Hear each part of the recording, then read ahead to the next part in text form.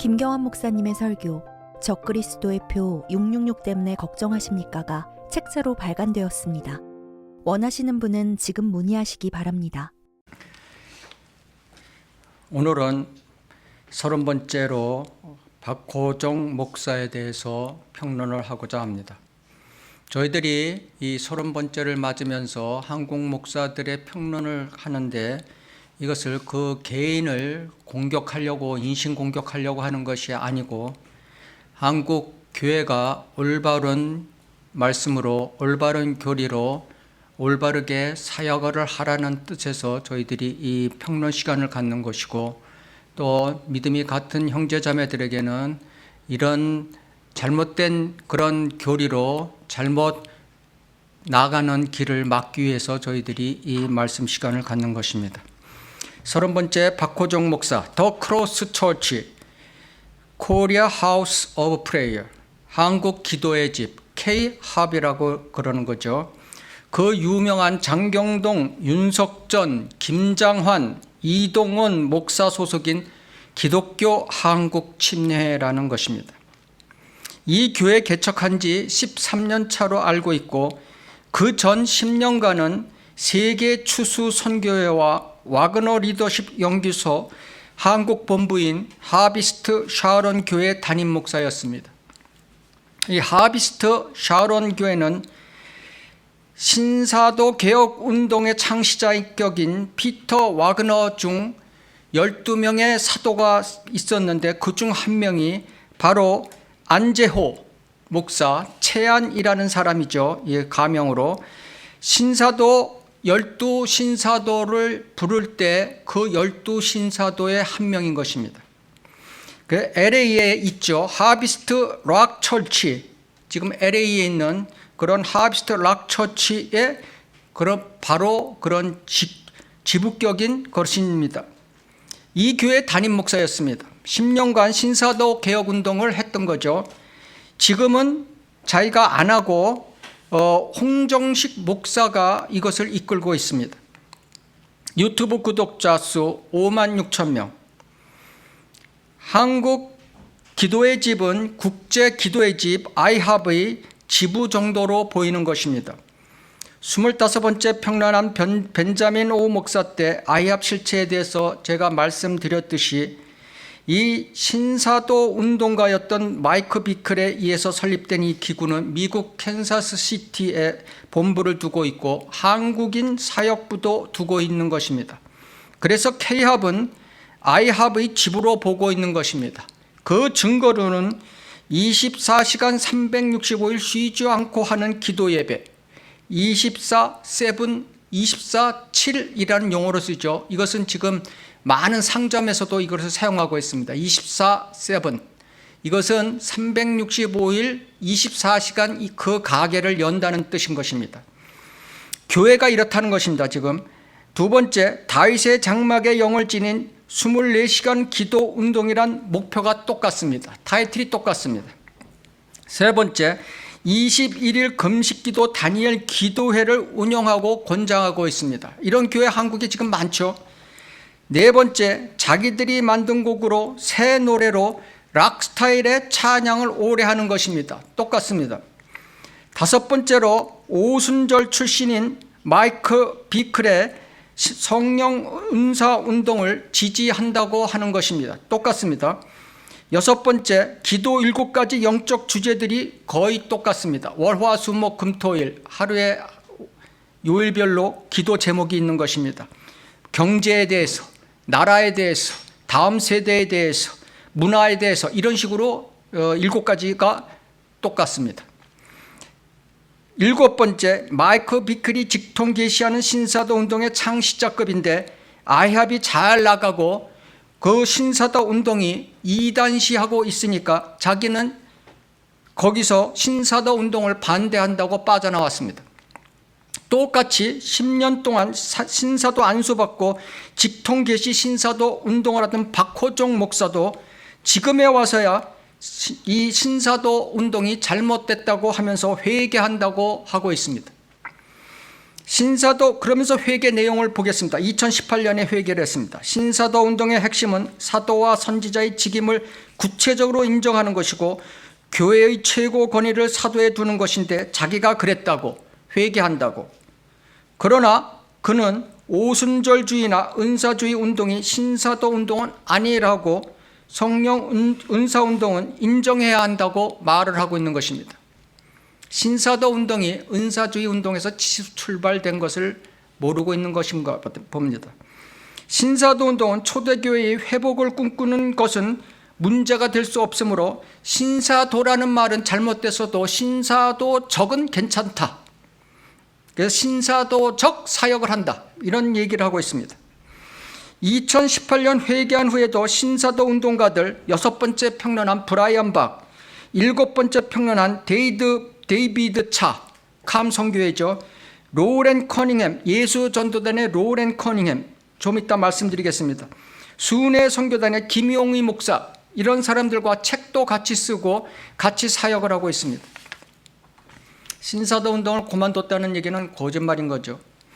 24시간 24일 24/7 기도실 매일 24시간 개방 운영하는 그 교회의 상황을 제가 말씀드리려고 합니다. 다윗의 장막을 모델로 해서 운영을 한다고 합니다. 다윗의 장막이 뭡니까?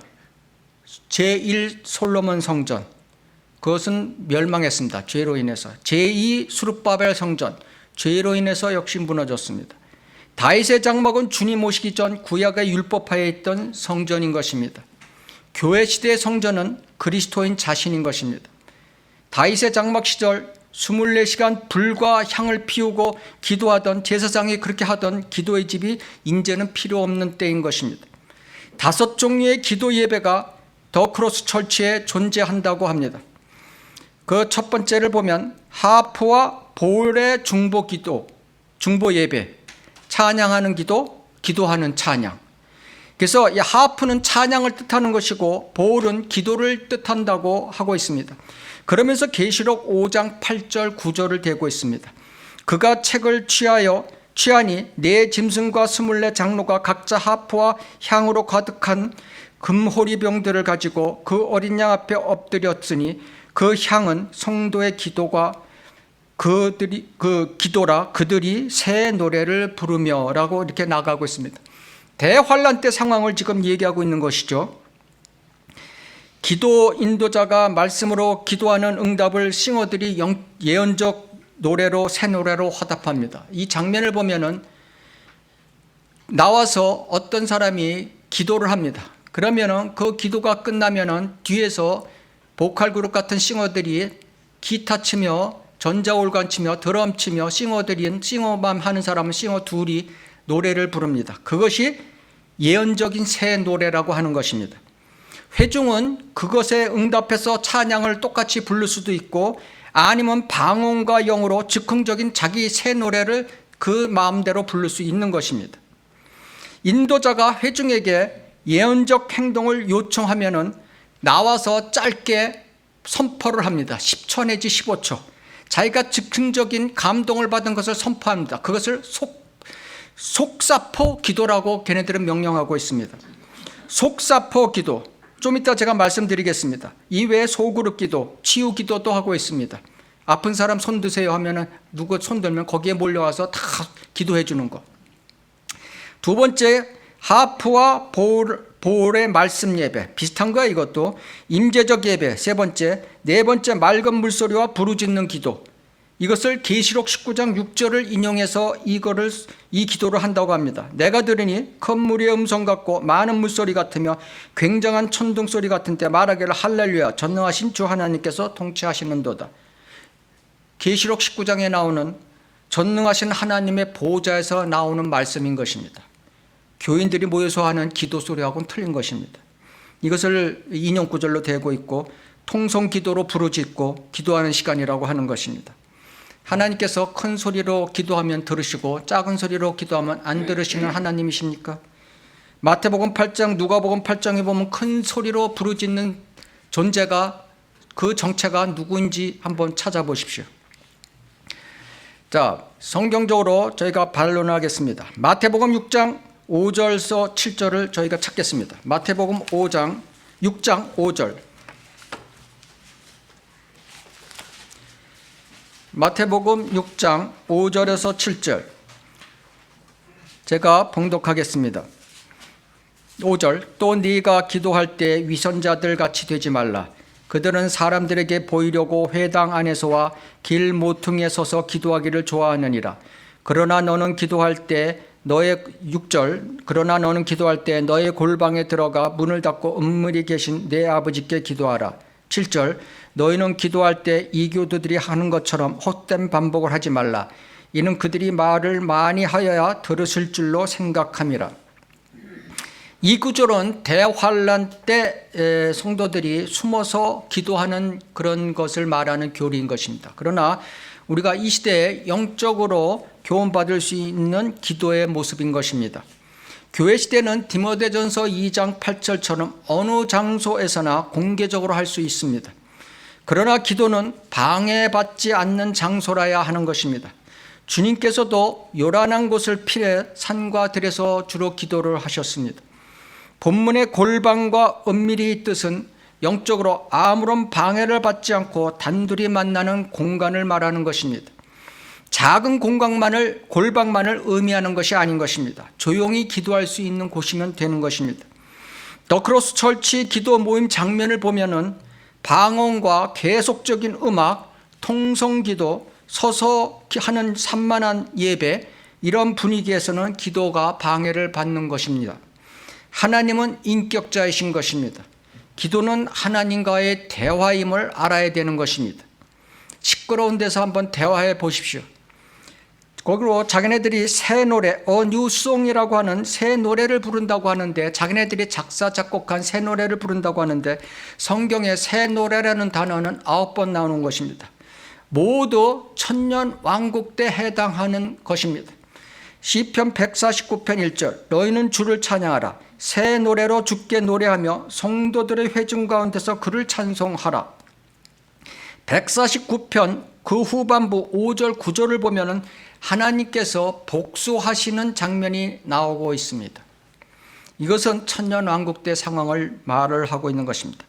천년왕국 때는 그리스도인들에게, 성도들에게 새 언약이 주어지는 것입니다. 새 언약이 주어져서 새 마음이 생기고, 새 마음이 생기면은 죄가 없는 상태에서 그 노래를 부르는 것을 새 노래라고 하는 것입니다. 새 노래의 정의가 그런 것입니다. 교회 자작곡이 새 노래가 아닌 것입니다. 20번째 오륜교회 김은호 목사편에 제가 이 새 노래에 대해서 자세히 설명을 드렸습니다. 이 어두운 방에서 강단의 뒤에 보면은 백조명이 나오죠. 나이트클럽처럼. 감성적인 멜로디, 그 노래도 되게 감성적으로 하고 있습니다. 전자 기타 드럼, 보컬식 그런 찬양, 그 다음에 반복적인 가사, 하나 가사가 나오면 계속해서 그 가사만 반복하고 있습니다. 성령이여 하면 성령이여 성령이여 계속 반복하는 것입니다. 하나 예를 들겠습니다. Father, Son, Holy Spirit, We worship you. 이걸 계속 반복하고 있는 것입니다. 하나님, 아들, 성령, 우리는 당신께 경배를 드립니다. 이것을 계속 영어로 반복을 하고 있습니다. 이때 누가 나옵니다. 나와서 속사포 기도를 합니다. 속사포 기도의 내용이 뭐냐면 성령의 불로 태워주소서 하고 들어갑니다. 그러면은 뒤에 있는 싱어들이 성령의 불, 홀리 파이어 우리에게 임하소서 하고 그걸 계속 반복해서 아주 부드러운 목소리로, 감성적인 목소리로 그것을 계속 반복하는 것입니다. 이것이 그들의 예배 장면인 것입니다. 세상 젊은이들이 많이 쫓아가고 있습니다. 세상과 연합한 리듬, 조명, 감정으로 젊은이들을 모으고 있습니다. 아이합 스타일의 찬양으로 영적인 노래가 아니라 혼적인 노래라는 것을 경고하는 것입니다.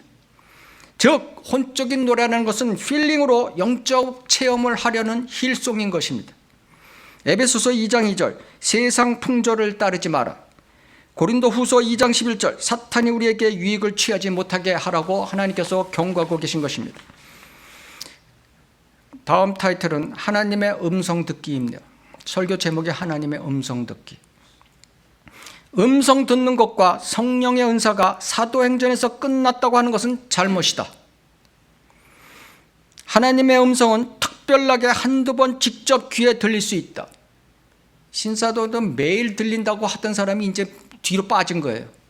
그러면서 부정은 안 하고 가끔 들을 수 있다는 뜻으로 얘기하는 거예요. 대개는 내 몸 안에 계신 성령 안에 임한 말씀을 아는 것이라. 이것은 맞는 얘기죠. 신사도였던 시절서 뒤로 슬쩍 물러갔으나 직접 음성을 듣는다는 것은 부인하지 않습니다. 그러면서 하는 말이 마지막 때를 준비하는 자는 하나님과 친밀하게 선명하게 주의 음성을 듣고 동행하여 기적 체험을 해야 한다고. 하나님의 말씀을 친밀하게 선명하게 듣는다고 얘기하고 있습니다. 욥기 38장에 나오는 하나님께서 나타나서 욥에게 얘기한 것처럼 선명하고 그 장장의 문장을 그런 식으로 다 들어야 된다는 얘기인 것입니다. 하나님의 음성을 듣는 전제 조건 하면서 3가지가 나옵니다. 예수의 이름으로 모든 사탄에게 멈추기를 명하라. 예수의 이름으로 명하노니 주의 음성을 방해하는 모든 마귀는 물러갈지어다. 이렇게 벌써 첫째 조건이 이것입니다. 마귀를 쫓을 수 있는 분은 예수 그리스도밖에 없다는 사실을 알아야 되는 것입니다. 박호정 목사는 못 쫓습니다. 두 번째, 자아에게 선포한다, 명한다. 우리의 상상, 의도, 선입견이 정리되도록 기도하고 선포해야 한다고. 박 목사의 특징이 설교를 들어보면 선포한다, 축원한다. 이 말은 아주 자주 하고 있습니다. 자아 선포, 마귀 선포, 병 선포 이런 것이 어디 있습니까? 성경에 어디 찾아봐도 없습니다. 제가 신약의 선포가 23번 나옵니다. 전부 다 복음에 대한 선포고 주에 대한 선포이지 그런 얘기 없습니다. 세 번째, 분명히 말씀을 들려주실 것을 믿습니다 하고 믿음을 강하게 가져라 이거예요. 믿음을 선언하라. 긍정적 사고방식, 순복음교회의 긍정적 사고방식을 얘기하는 것입니다. 이것은 헛된 것입니다. 그래서 4차원의 영성세계 조영기 목사님이 4차원의 영성책을 추천하고 있습니다.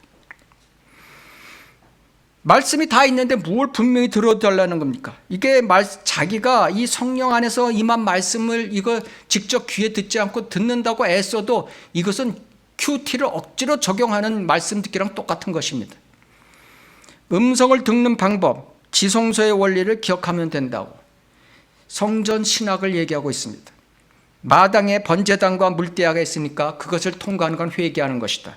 성소로 들어가면 빵상, 촛대 향이 있는데 그것은 말씀과 예배를 얘기하는 것이다. 그러고 나서 지성소에 들어가면은 하나님의 임재 앞에서 주여 말씀하소서 기다리면은 하나님이 음성을 들려주신다.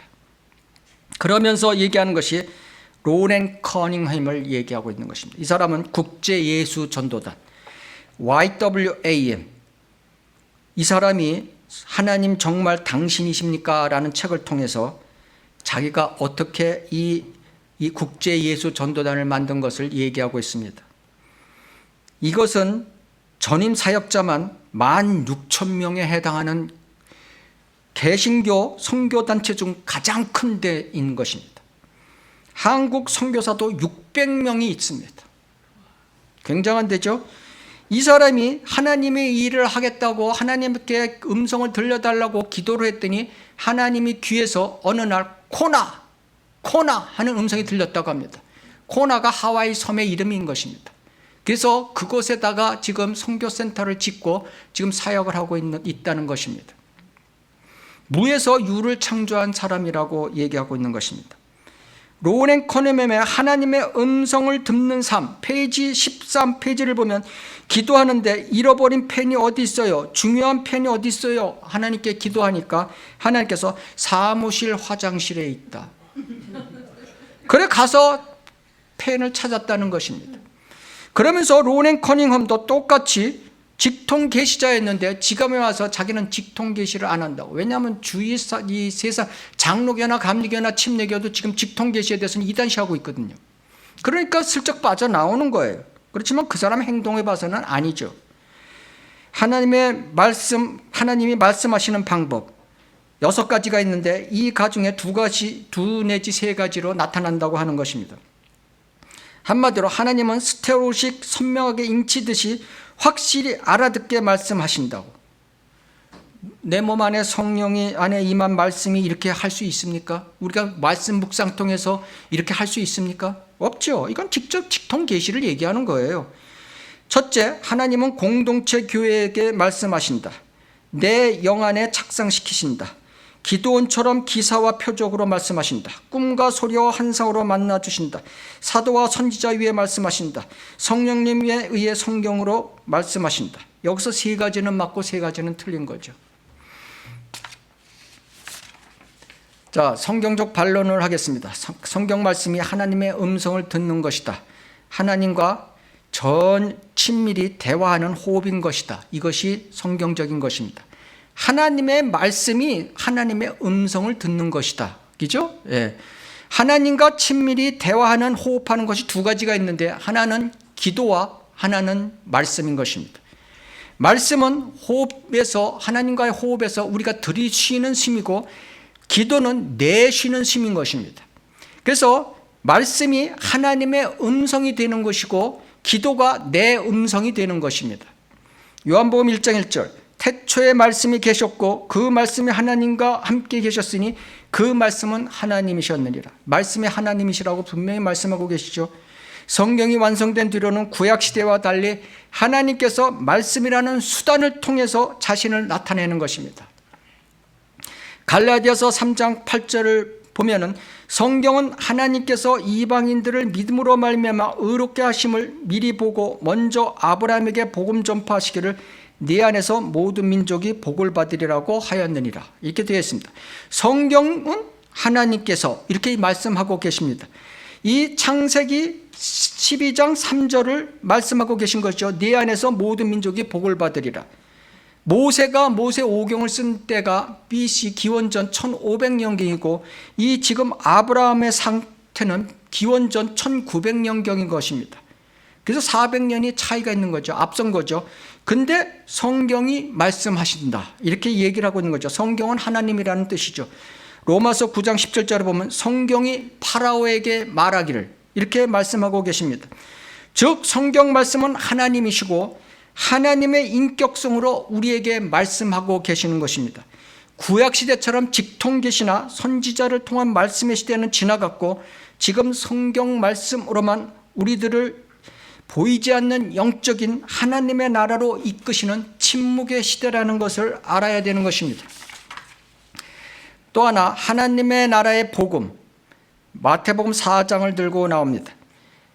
하나님께서 온 갈릴리에 두루 다니시며 그들의 회당에서 가르치시고 또 그들의 천국복음, 왕국복음이죠. 천국복음을 전파하시며 백성 가운데 모든 질병과 모든 허약함을 고쳐주시더라.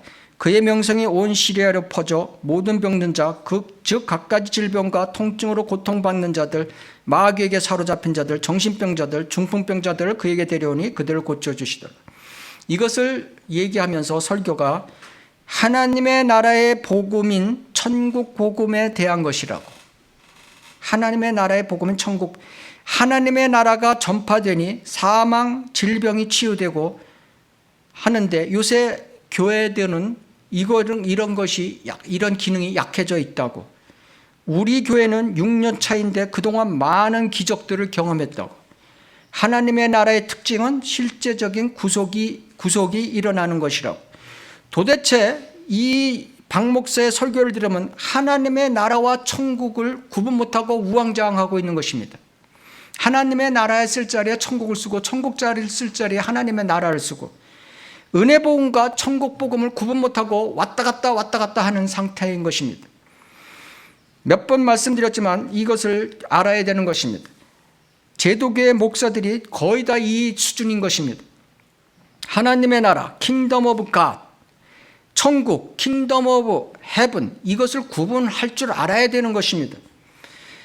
킹덤 오브 갓은 눈에 보이지 않습니다. 하나님 눈에 보이지 않습니다. 그래서 눈에 보이지 않는 영적인 나라가 하나님의 나라고 이렇게 외우면 되는 것입니다. 킹덤 오브 헤븐, 헤븐은 눈에 보입니다. 그래서 눈에 보이는 물리적인 나라, 실제적인 지상 천국이 천국이고 이것을 이렇게 알고 있으면 헷갈리지 않는 것입니다. 영적인 나라라고 누가복음 17장 20절에 말씀하십니다. 로마서 14장 17절에 하나님의 나라는 먹고 마시는 것이 아니라 다만 성령 안에서 의와 기쁨과 화평이라 이렇게 말씀하고 계신 것입니다. 영적인 나라라는 거죠. 천국이라는 것은 물리적인 나라, 눈에 보이는 물리적인 나라를 말씀하고 계십니다. 그래서 왕으로 오신 메시아, 왕으로 오신 마태복음에서만 32번 나오는 단어인 것입니다. 그러고 죽어서 가는 나라가 하늘나라, 낙원, 셋째 하늘에 있는 것이죠. 천국과 하늘나라도 구분 못하는 사람들 많습니다. 복음의 종류에 대해서 전혀 모릅니다. 그래서 하나님의 은혜 복음, 사도행전 20장 24절, 왕국 복음, 마태복음 4장 23절, 천국 영원한 복음, 계시록 14장 6절, 이 세 복음을 구분 못하는 것입니다. 하나님의 은혜 복음은 은혜 시대 때에 해당되는 것이고, 왕국 복음은 대환란 시나 예수 그리스도께서 왕으로 오셨을 때 예수님 초림시, 그 다음에 영원한 복음은 대환란 끝 무렵 시에 각각 시대가 적용되는 시대가 틀린 것입니다. 하나님의 은혜 복음은 바울에게 위임된 것입니다. 왕국 복음은 바울을 제외한 다른 사도들에게 위임된 것입니다. 영원한 복음은 천사들에게 위임된 것입니다.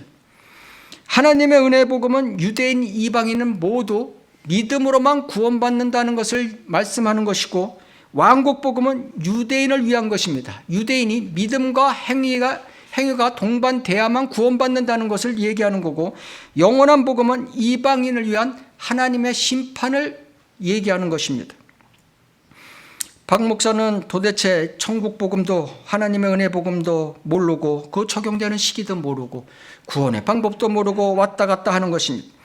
사도행전 1장에서 10장까지 사도의 시대, 교회를 형성하기 위한 사도의 시대는 지났습니다.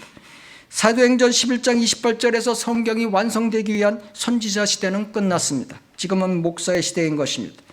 예수님 초림시 마태복음에서 천국 복음, 왕국 복음은 주님이 오셔서 이 땅 안에 실제적인 왕국을 이루시려고 오신 것입니다. 그래서 영적인 나라와 하나님의 나라와 물리적인 천국이 같이 도래될 뻔했던 것입니다. 그러나 유대인들이 왕으로 오신 메시아를 잡아서 십자가에 달았습니다. 그래서 유대인에게는 물리적 천국, 영적인 하나님의 나라가 없어져 버렸던 것입니다. 바울 사도를 통해서 하나님의 경륜에 따라서 이방인들에게 영적인 하나님의 나라만이 하나님의 은혜의 복음에 의해서 전파되는 것입니다. 하나님의 나라는 마음속에 임하는 것이지 어떤 기적과 이적을 나타내는 것이 아닌 것입니다. 로마서 10장 9절 10절을 따라서 복음을 초청해서 앵무새처럼 따라했다고 해서 구원받았다고 하는 사람이 있다고 잘못이라고 얘기하고 있는 것입니다. 이것은 저희 교회가 퍼뜨린 그런 복음의 초청이죠. 그것을 지금 비난하고 있는 것입니다. 로마서 10장 9절 10절 상황은 역사적으로 로마 지배하에서 주 예수의 이름을 입술로 고백하거나 신앙 고백하면 죽는 시절이었기 때문에 그 당시에 영적 원리를 이야기하는 것이지 이것이 복음이 아니라고. 이렇게 지금 반박하는 목사들이 이 사람뿐만 아닌 것입니다. 많습니다. 지금 하나님의 경륜에 따른 은혜 복음, 왕국 복음도 모르고 하나님의 나라와 천국과 하늘나라도 모르는 박 목사의 헛소리 수준인 것입니다. 성령과 불로, 마태복음 3장 11절 12절을 대면서, 나는 유명한 구절이죠. 정령 회개시키기 위하여 너희에게 물로 침례를 주거냐, 내 뒤에 오시는 분은 나보다 더 능력이 많으시니 나는 그분의 신을 들을 만한 자격도 없느니라. 그분은 성령, 개역성경에 의하면 성령과 불로 너희에게 침례를 주시느라. 킹제임스 성경에는 성령으로 또 불로 이렇게 돼 있죠. 그분은 손에 키를 들고 자기의 타작마당을 철저히 정결케 하실 것이며 알곡은 모아서 창고에 드리고 쭉정이는 꺼지지 않는 불로 태우시리라. 제도교회 목사들이 다 착각하고 있는 구절이죠. 본문을 읽으면서 그날이 어버이날이었는데 성령과 불로 어르신들 강건하십시오. 성령의 불이 임해 뜨거운 교회가 되기를 소망합니다. 성령이여 불로 임하소서. 그래서 우리의 죄를 태워 주소서. 성령의 불로 모든 병과 코로나는 불태울지어나라. 성령과 불은 다르고 불은 심판을 의미한다는 설교는 잘못됐다고 우리를 두고 얘기하는 것입니다. 11절은 주님이 오셔서 성령을 부어주는 사역이고 12절은 마지막 사역으로 백보자 심판의 사역이라고 11절과 12절은 같은 것을 반복 중복해서 설명하고 계신 거죠. 두 번째, 이 구절은 사복음서에 다 나오는데 마가복음과 요한복음에는 불이 안 나오고 성령 침례만 나오는데 이 뜻은 성령과 불을 동시에 같은 뜻으로 보고 있다는 증거라고. 사도행전 1장 5절에 보면 성령 침례만 나오지 불은 안 나온다고, 같은 뜻이니까 역시 불은 생략했다고. 교회 강단 우측표에 뭐냐면 이쪽에 불을 끊임없이 피워 꺼지지 않게 하소서. 그리고 강단 앞에 7 촛대를 놓았습니다. 성령의 역사라고. 성경적 반론을 하겠습니다. 사복음서 중 마가복음과 요한복음의 불침례가 안 나오는 이유는 다른 뜻이 있는 것입니다. 마가복음 1장 8절에 마가복음의 주제는 종으로 오신 주님인 것입니다.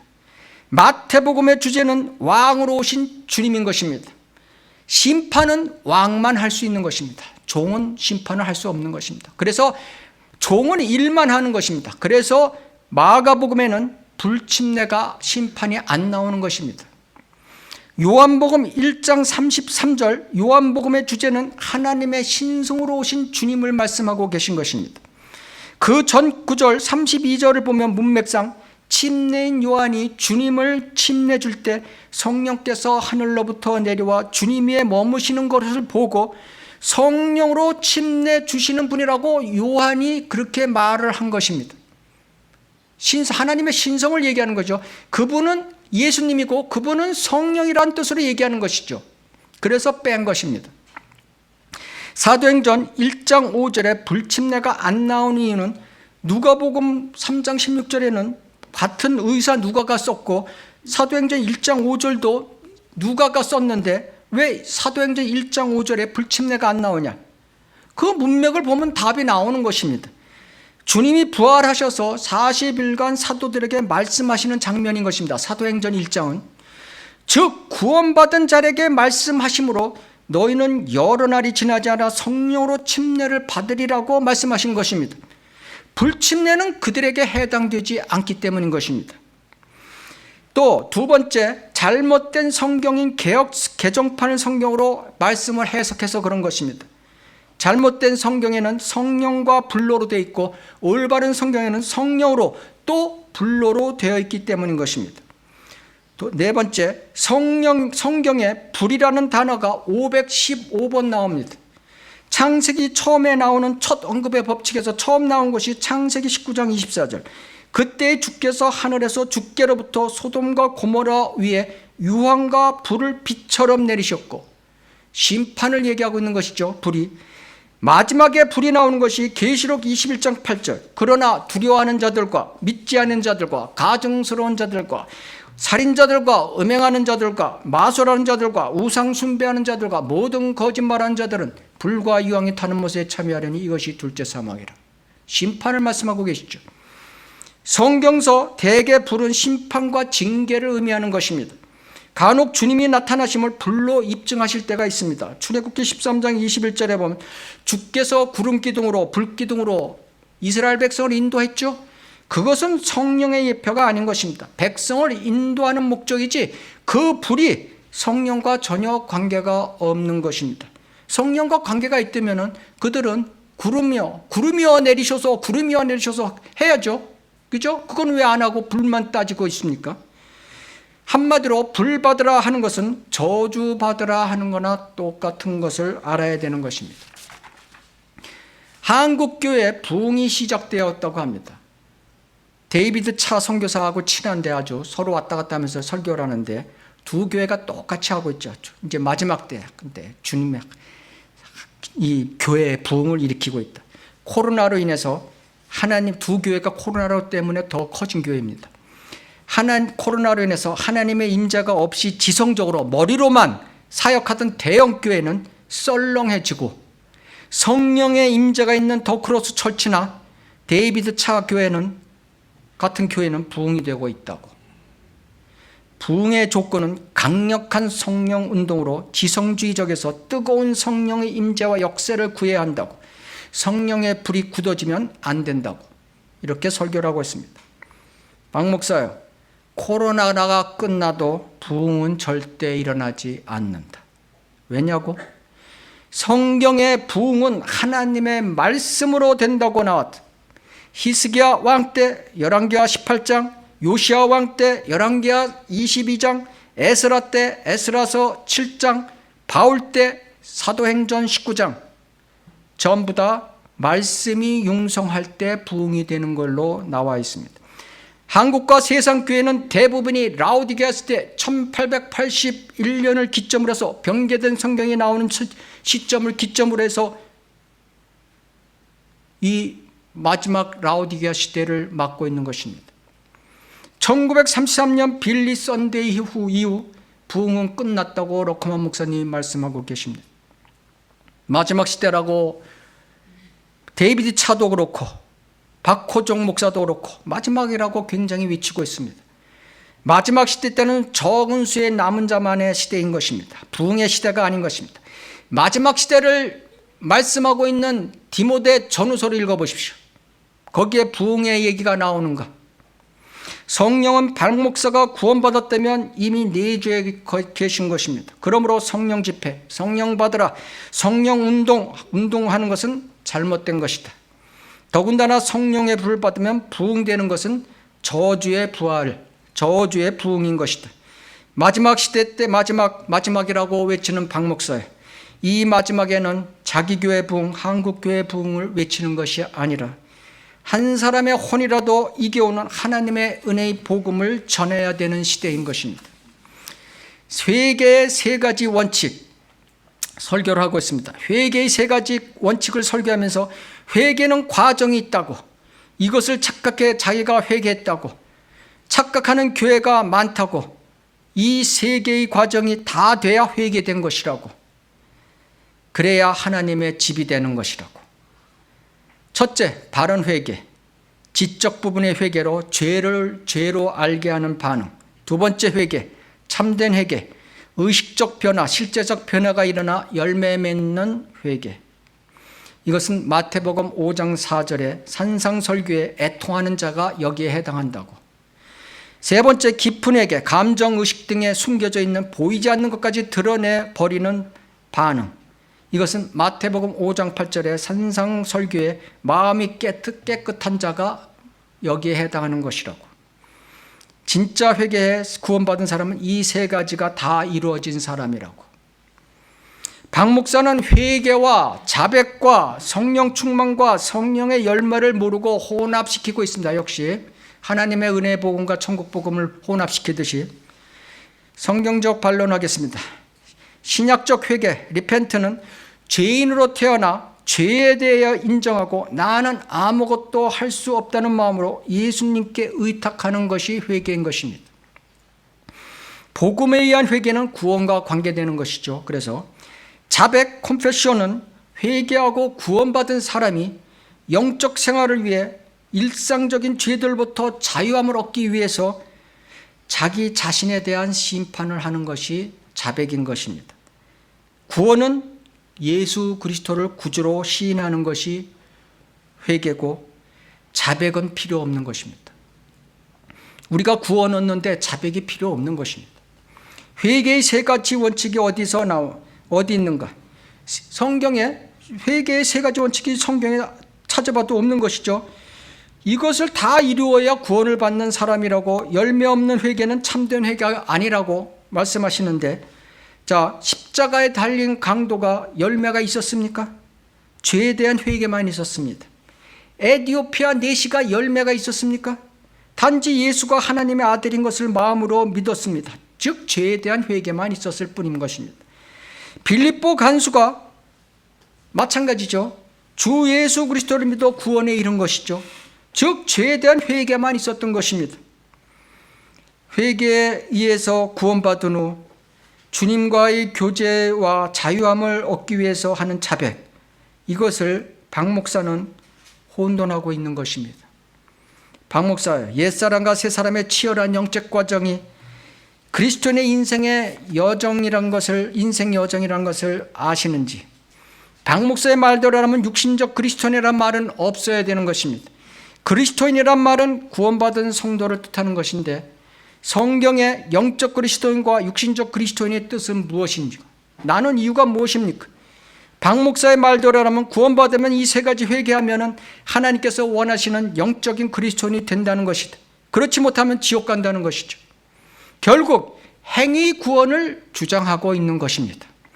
성경에 나오는 바울의 권면들, 그리스도인에게 하는 권면들, 이기려고 애쓰라, 고난을 견뎌내라, 믿음의 선한 싸움을 싸우라, 정신을 차려라, 온전해져라, 열매를 맺으라. 이 말은 무엇입니까?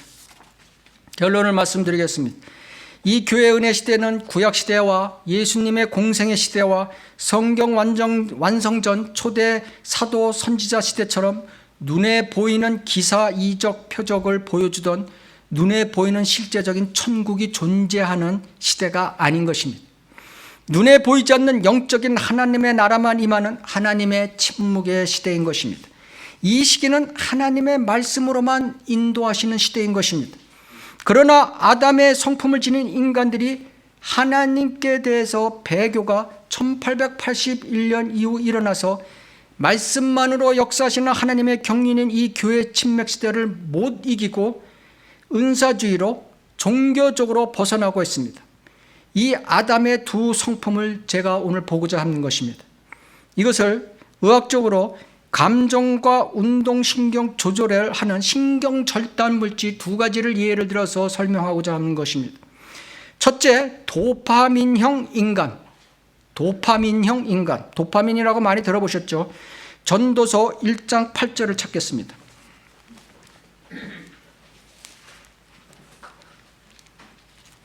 전도서 1장 8절.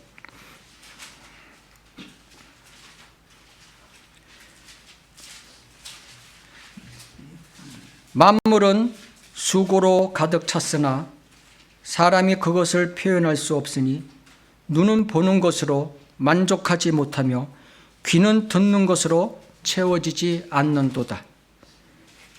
아담의 육신은 자극적인 행위와 음식에 의해서 도파민을 내서 행복감을 주는 것입니다.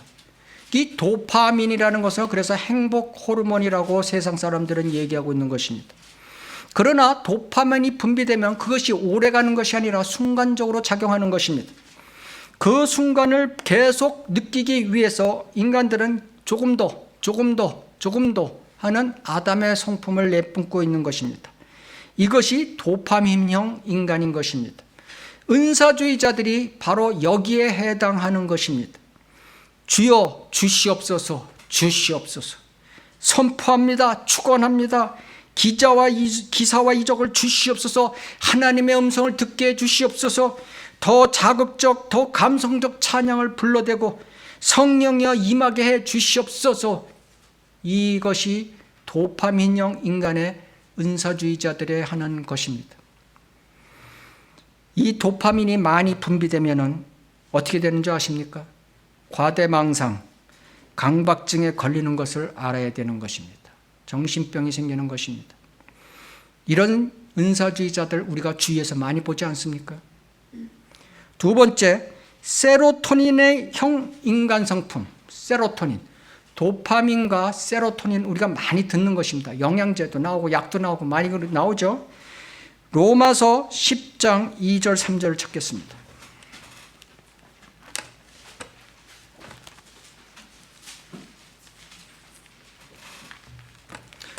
로마서 10장 2절 3절. 내가 그들에 대해 증거하노니 그들에게는 하나님께 대한 열성은 있으나 지식을 따라 된 것은 아니니라. 이는 그들이 하나님의 의를 모르고 자기의 의를 세우려 함으로써 그들 스스로 하나님의 의에 복종치 아니하였음이라. 아담의 육신은 자기의 노력으로, 자기의 행위로, 자기의 힘으로 무엇인가를 이루려고 하는 것입니다. 이것이 이럴 때 세로토닌이 분비되는 것입니다. 이 세로토닌은 세상 용어로 하면 흥분 호르몬이라고 하는 것입니다. 흥분 호르몬. 자기의 힘으로 자기의 의로 구원을 이루려고 하는 것이 카인의 종교요, 두의 종교인 것입니다. 우리는 다 이뤘다는 것을 믿는 돈의 종교죠. 흥분이 필요 없는 것입니다. 그냥 차분히 받아들이면 되는 것입니다. 그리스도인이 아닌 종교인들이 여기에 해당되는 것입니다. 세로토닌형 인간. 24시간 일주일 365일 기도. 회개의 3단계를 이룩하려는 노력. 사회 복음을 하려는 노력. 혼을 다해 부르는, 한 번 찬양하면 1시간 합니다. 서서 1시간. 혼을 다해 부르는 찬양. 이 세로토닌이 많이 분비되면 어떻게 되는 줄 아십니까? 선망과 불안 증세가 옴을 알아야 되는 것입니다. 이런 종교인들도 가끔 봅니다. 박호종 목사요, 더 크로스 처치 교인들이요, 여러분은 지금 아담의 성품적 믿음에서 떠나 오직 하나님의 말씀에만 순종하는 삶을 살기를 기도하는 바입니다. 은사주의적 믿음, 종교적 믿음에서 빨리 떠나라는 얘기인 것입니다. 하나님의 자녀가 되어 영원한 생명을 보장받고 지옥 안 가는 구원은 하나님의 말씀에 따라 간단하고 쉬운 것입니다. 사도행전 16장 30절을 찾겠습니다. 사도행전 16장 30절. 우리가 너무나 잘 아는 빌립보 간수에 대한 그런 구원이죠. 선생님들이여, 바울과 실라를 얘기하는 거죠. 내가 빌립보 간수가 구원을 받으려면 어떻게 해야 하니까? 라고 물었더니 말씀하시기를, 그들이 말하기를 주 예수 그리스도를 믿으라. 그리하면 너와 내 집안이 구원을 받으리라. 개역 성경에는 그리스도가 빠져 있죠. 빠진 게 굉장히 중요한 것입니다. 자, 주 예수 그리스도를 믿으라. 믿는다는 것은 누구를 신뢰하고 그에게 맡기는 것입니다. 그가 행함이 없어도 믿는 것입니다. 우리가 면도사들한테 자기의 목을 내놓고 면도를 할 때 그것입니다. 로마서 4장 5절에 보면 행함이 없어도 불경건한 자를 의롭다 하시는 그분을 믿는 사람에게는 그의 믿음이 의로 여겨지니라. 우리가 행함을 두고 하는 것이 믿음은 그런 것이 아닌 것입니다. 진짜 주 예수 그리스도를 신뢰하면 되는 것입니다. 그 주 예수 그리스도는 누구냐? 바로 삼위일체의 주 예수 그리스도. 예수님이 하나님이고 예수님이 기름 부음 받은 자 그리스도 메시아라는 것 사실을 아시면 되는 것입니다. 경건의 신비를 지금 여러분은 마음속으로 믿으면 되는 것입니다. 신비라는 것은 머리로 이해할 수 없는 것입니다. 그저 마음으로 믿는 것이 신비인 것입니다. 경건의 신비는 논쟁이 여지없이 위대하도다. 하나님께서는 육신으로 나타나셨고 성령으로 어렵게 되셨으며 천사들에게 보이셨고 이방인들에게 전파되셨으며 세상에서 믿음 바 되셨고 영광 가운데로 들려 올라가셨느니라. 하나님이 육신으로 예수님으로 오셔서 우리의 해결 못하는 죄를 죽으심으로써 해결해 주셨고, 그래서 그리스도 메시아가 되셨고, 그리고 우리에게 영원한 생명을 주시기 위해서 부활하셨다는 이 신비, 머리로는 이해가 안 돼도 마음으로는 이해가 되면 순수하게 받아들이면 되는 이 복음을 받고 하나님을 믿고 지옥에 가지 않기를 간절히 바라는 마음인 것입니다. 이상입니다.